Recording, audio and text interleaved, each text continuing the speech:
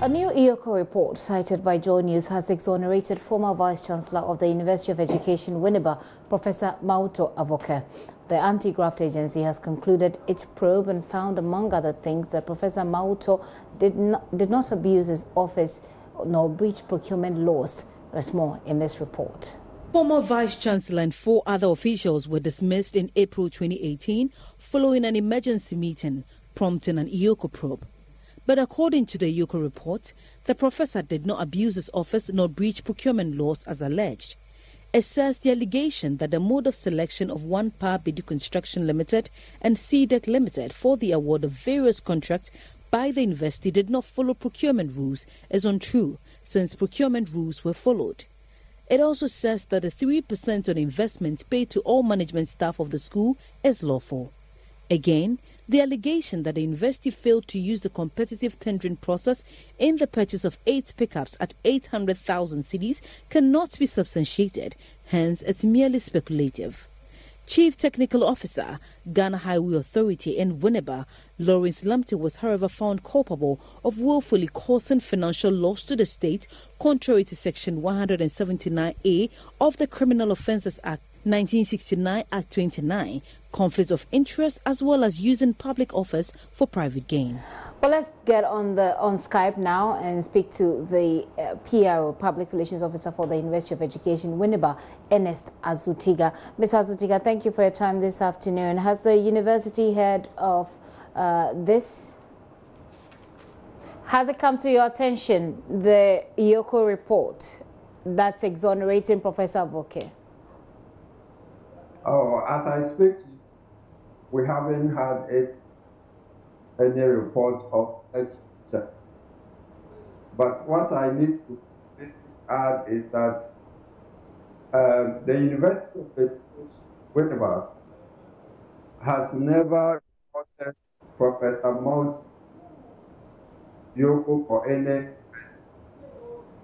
His dismissal was not based on any court order, nor was it based the court.